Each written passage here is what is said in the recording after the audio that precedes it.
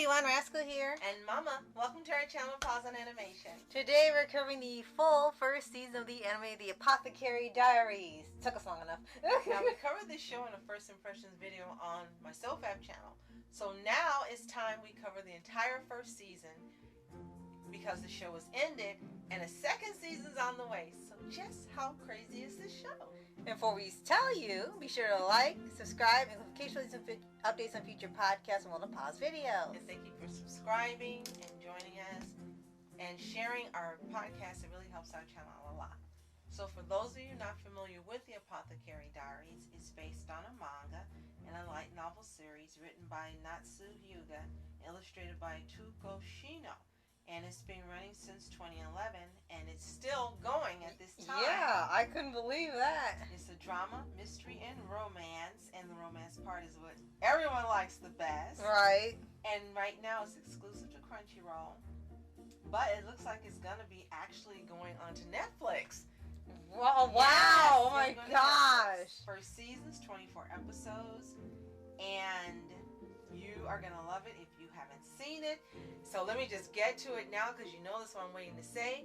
Jinshi and Mao Mao are the rom-com couple, and Jinshi's voiced by none other than Kaiji Tang. Oh and yes, he sounds like Gojo Satoru. And then they keep making that joke throughout the whole show. And he's very, very pretty.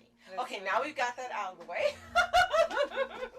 So we, at the time, had only seen, I think, the first 14 episodes. But this made it to near 26 altogether. So we were only slightly halfway through this season.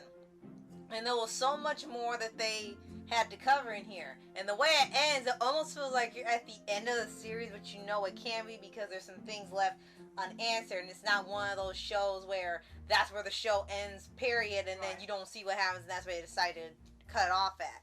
And along with the romance they have in here, they have an interesting story. They have pretty good mystery, pretty good drama, lots of comedy. They managed to mix in some of everything, which is not something you see a lot of in many of these shows now. They usually pick a theme. They either want to be all action, all drama, all romance, all comedy, all whatever, and not try to blend it all. This is the first anime in a long time that blends all the stuff together that you used to get all the time watching shows on TV. Absolutely. So the anime TV series is produced by Toho Animation OLM, and it's directed and written by Norihiro Naganuma, who does a great job adapting from the manga, because I've seen lots of comments online that in many instances it's almost one-to-one. What it has downplayed is the sexual content that appears in the manga. So far in season 1, none of that is in here, but it looks like it's going to get steamy in season 2. Oh my gosh. So we'll see what's going to happen. So it's set in a fictional country based in Imperial China during the Tang Dynasty. Yes, Dynasty again. Yes, and it follows Mao Mao, who's a young girl working as an apothecary in the Red Light District. You know what that means if you've seen Demon Slayer and where Tengen's wives went. And she was kidnapped and sold to the Imperial Palace as a servant by these robbers. So she can't go home because she has to pay off what she owes even though she was kidnapped. Right. So she's working in the outer palace. No, the inner palace toward the back. Okay. In the beginning of the series, and then later on she ends up working in the outer palace where royalty is, where Jinshi is. And she is able to test food and identify poisons, identify herbs, and produce elixirs and tinctures, and she enjoys it antidotes. Yeah, she is crazy when it comes to that stuff. And she's built up such a tolerance that none of it kills her. Right. One time it bothered her and made her kind of ill, but she was ready to go at it again like in a day or two. She was like, okay, you think you can give me and some they're of like, that? You're serious? And as it goes on, it actually tries to build a mystery with Jinshi, I'm sorry. Unless it's two names together. With Jinshi, and they really kind of have this mystery, the mystery guy, of course, every woman wants and everything, but you start finding out more and more of his backstory that most of the time even he doesn't know. And in this season, he's known as a eunuch. mentioned toward the end of the season, yeah, you find out a lot of things that you didn't know about him. Right. No spoilers. Right. And but then, good plot twist. Right. And with Mao Mao, she gets a bit of a surprise towards the end too, when it comes to some of the other characters featured in here, and she's connected with one of them. And as it goes on, it doesn't come out the way you think it's going to. It really does avoid a lot of tropes that many other animes do when they do these plot twist reveals for shows, and just to get the shock value, or just run of the mill. Oh, this person is related to this person. Oh, this person is secretly so and so, missing twin or something like that. What I do like are two things. One, she's a commoner, but she has such a vast knowledge, and she's always right so far. But she becomes the unofficial forensic pathologist, and it's funny because if you know TV history, in the 70s is when those shows began to come out. Mm-hmm. So they went back to Imperial China and said, we started it before they started it. Guess so, yeah. And Genshi has all these women that are chasing him, that are tall and beautiful, with gorgeous hair, and all the attributes that are found to be attractive in the consorts and concubines that the emperor keeps. Mm-hmm. And he falls for Mao Mao. She's a really cute little girl. She's gorgeous. She puts some makeup on, but she's not voluptuous with boobs and chests and all the things that the other women have. And she's surly, and she's a sundering. And then when he meets her, he immediately falls for her. Of course. And of course she's like, I don't want him. He's too pretty. She thinks he's arrogant, but he's not. She thinks he's a louse, but he's not. She thinks he's lazy, but he isn't. She thinks he doesn't work out or exercise, and then when she has to help him to apply makeup so he can pass for a commoner, and it doesn't work. She sees his body, and she's like, oh, he actually works out. I thought he would be lank and limp. Oh, be like a twig. Maybe a twig boy. Not. And she was surprised, and she says, you know, it's impossible to make you look ugly. She put moles on him, made him stuff cotton in his face like old mobsters. She put scars on him. And she put dust on his hair to try to tone down the gloss. And he still looked hot. It's just like, we can't do it. It's like, you're just going to have to not attract attention. She tried to put lipstick on him.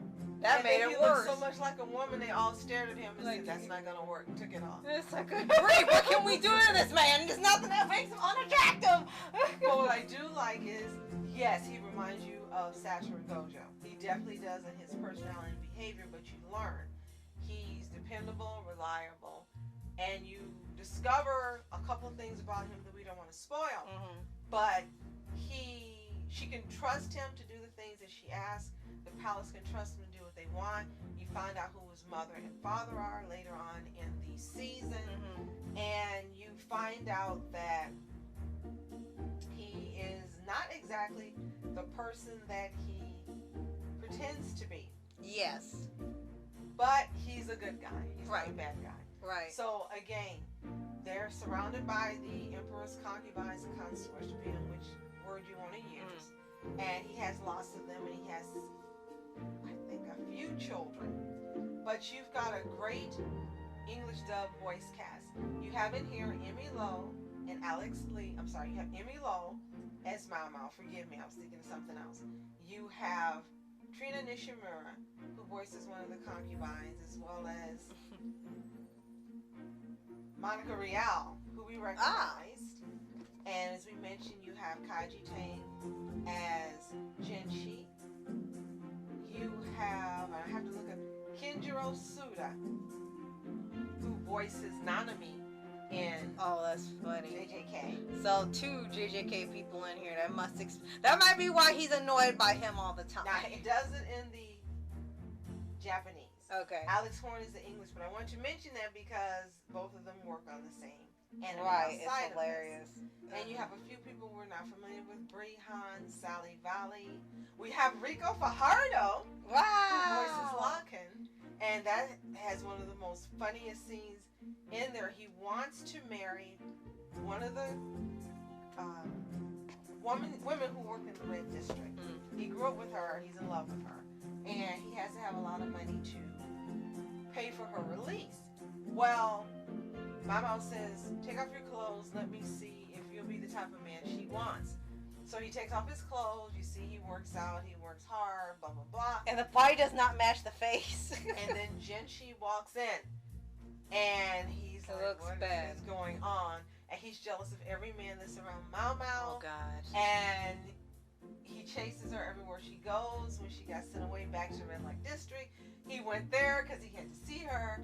It's obvious he's absolutely in love with her.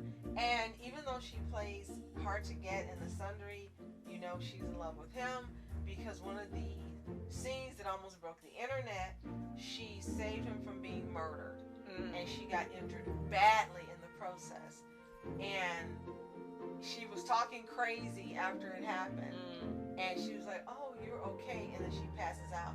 And so he carries her in his arms all the way from the shrine they were at back to the palace, which is unheard of and never done. So now you know they love each other. Right. Oh, and it's funny you bring up these things happening, because there's two things I definitely want to mention. One, about the theme of the show and all this drama and constant poisoning happening. And they were like the dramas in the late 70s? Yes, in the 70s. You're right. So I think that's another part of why this show ended up being really popular, because it was doing a mixture of all these things and being a throwback to those old mystery shows, and actually a good mystery, because you don't have many of those anymore. So I think that's one reason why there's something to keep them really engaged, and it's a Western addition to it, so it knows how to keep people coming back. Share with them quickly what you told me about Columbo. Oh yes, apparently for a time, Columbo was a cultural phenomenon. It was like Michael Jackson. For some reason, in Japan, they were obsessed with Columbo, and it was long after the show was done. And there would be certain animes in the late 90s and early 2000s. I guess they saw it later, and they would have characters dressed as Columbo when they were being detectives. And most of their big detectives they would have at a police proceeding will always look like Columbo and always have a cigarette, and they all will be designed the same. It's absolutely hilarious. And for a time, yes, it happened. Then it happened slightly again later with Scott Pilgrim and some other anime, where they started having Columbo references to detectives again, so it had a slight resurgence recently. So what I think is interesting is, during that time in the 70s, if you look it up online, and I know because of our Nana, who are some of them, you had a lot of police shows and detective shows. Let me see, I think Barnaby Jones, Hawaii Five-0, the original, that's all I can think of right now. But then you had Columbo, who was a detective, but he wasn't a forensic pathologist, but he could figure out everything just given enough time. And that's what the show was designed like. And what you did have at that time was another show that came out, you can look it up, called Quincy, that starred Jack Klugman, and it was the first show of its kind that you had a forensic pathologist. So they've combined the two in this anime and put it in Imperial China. So I hope people who watched these shows originally in the 70s actually get a chance, or in reruns, actually get a chance to see this and recognize it too. Right. And one more thing I want to bring up that was hilarious is that when you see throughout the show Mau Mau's backstory, even before she got kidnapped, they have this kind of wholesome and hilarious thing where she was raised in one of the red light houses, and usually they're supposed to raise them and train them to eventually become one of the people in charge that serve customers. And she was raised by mostly three of the women there, when the mom was presumably dead for years. And what's hilarious is that the madam constantly tells her in the now, like, when you gonna pay up, when you gonna get to work and stuff, and it never happens, thank goodness. But it's so funny that it doesn't happen because the women that raised her refused to let her become one of the ladies there. It's like, no, you never let her become one ever. And they cry when she's gone, they cry when she comes back, they still call her little nicknames, and they've all raised her, so it's like they never want her to work there with them. One of them, even that she's closest to, actually breastfed her. Right. And they said she began to lactate, and they have no idea how, Mm-hmm. but she ended up breastfeeding Mau Mau. Right. She weaned, so it's really sweet when you learn. Yeah, and it was one of the wholesome parts of the anime with that backstory. I thought that was so hilarious. They do this for a living, and they're all really kind. That's just their job. And they got so attached there and watched her grow up that they never want to see her do the stuff they do ever. It's like, and that's where my mom got her name, because it's May May. That was the one who breastfed her, who's more protective than the others, and she's Mau Mau. So let me give a shout out to a few more of the English dub cast. Syrian Strange, excuse me, Monica Flatley, Stephen Miller, Caitlin Glass. no way. And those are the ones that we really know. Well, that's a shout out. So if you've seen the Apothecary Diaries or read the manga or the light novel, let us know in the comments. If you haven't, right now it's still just on Crunchyroll, but it's coming to Netflix in the U.S. It's already on Netflix outside of the U.S. and Canada. Right. So if you haven't seen it, you are missing out on peak anime, on peak entertainment, peak vocal performances, hearing Kaiji Tang sound like Gojo but voice another character. And look like Gato. Yes, and just seeing how beautiful the animation is as well. And when you hear the voice actors perform, you can tell they're having a lot of fun, and it sounds like they just have this synchronicity going on in this rapport as they perform that you really don't hear in a lot of anime, and that sticks out as well. Yes, definitely. Oh, and if you haven't already, subscribe for updates and videos, favorite anime series, anime shows, and all things animation. Absolutely. And thank you so much for joining us. As always, feel free to share this podcast. It helps our channel out. Thank you for subscribing. You are our special. Yes. I'm Rascal Entertainment. And I'm Mom Entertainment. Have a toontastic day. Peace.